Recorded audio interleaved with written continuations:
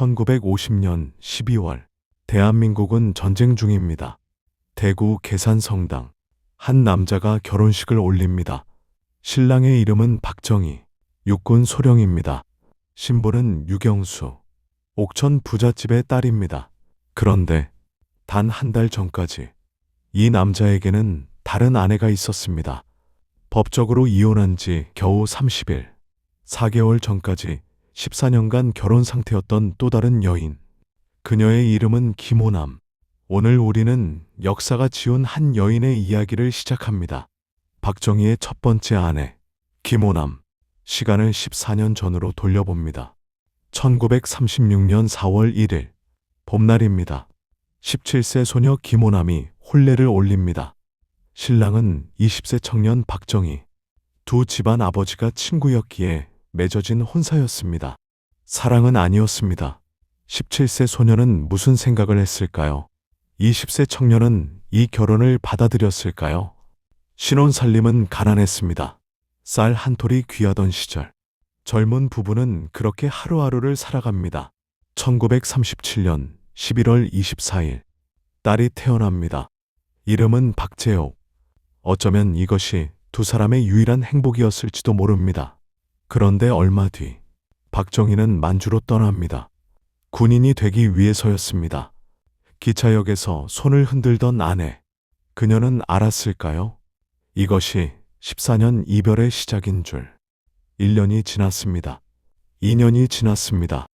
5년이 지났습니다. 남편은 돌아오지 않았습니다. 편지도 뜸했습니다. 생활비도 거의 없었습니다. 김호남은 그저 기다렸습니다. 딸 재옥이는 자랐습니다. 아빠는 언제 와요? 어머니는 대답할 수 없었습니다.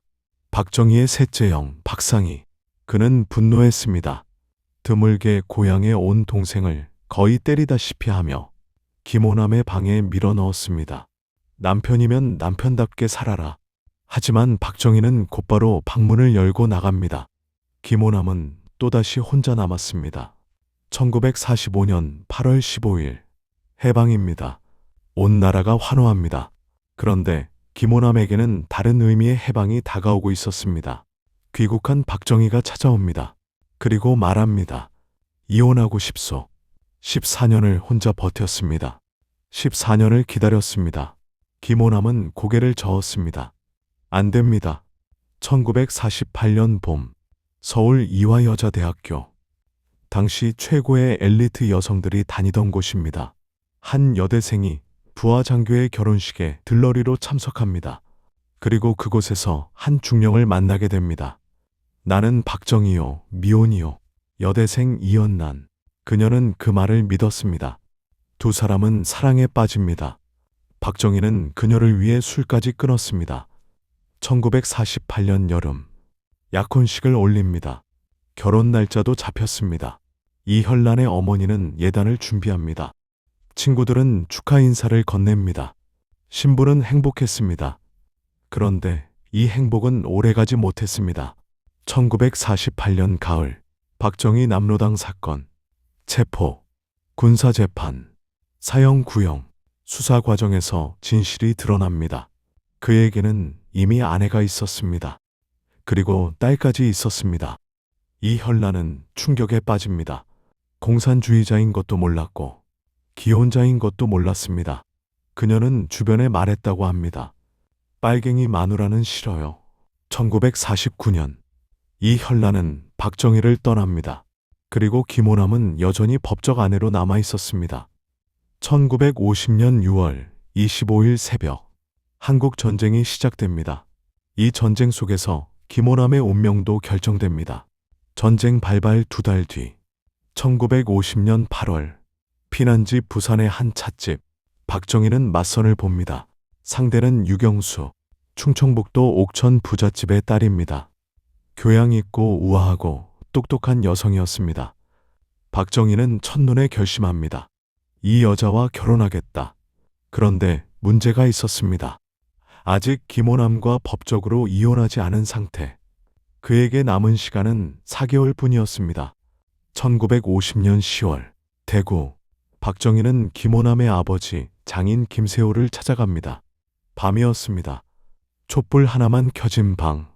70세 노인 앞에 사위가 앉았습니다. 장인어른, 전쟁통에 김호남을 찾을 수 없습니다. 법으로는 1년 이상 행방을 알 수 없으면 이혼이 가능합니다. 대신 도장을 찍어 주십시오. 침묵. 노인은 손을 떨었습니다.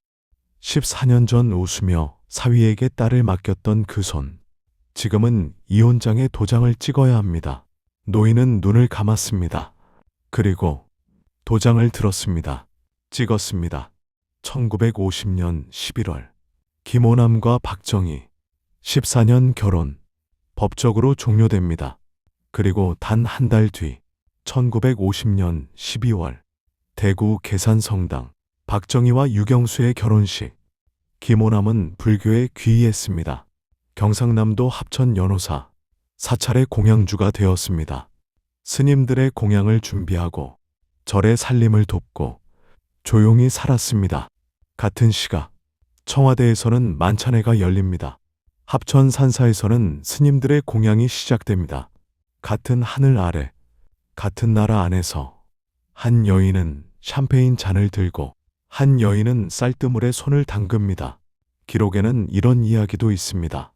유경수는 김호남이 어느 절에 있는지 알아내려 노력했습니다. 그리고 알아내면 그 절에 물품을 보냈습니다. 김호남은 그것이 부담스러웠습니다. 다른 절로 옮겼습니다. 유경수는 다시 찾아 또 지원했습니다. 미움도 원망도 아닌 묘한 연결고리였습니다. 그리고 한 사람을 더 기억해야 합니다. 딸 박재호. 부모의 이혼 후 친가, 외가, 사촌오빠 집을 전전했습니다. 때로는 계모 유경수 밑에서도 살았습니다. 훗날 박재옥은 아버지의 부관 한병기와 결혼합니다. 평범하게 살았습니다. 그리고 2020년 7월 8일 83세의 나이로 세상을 떠났습니다.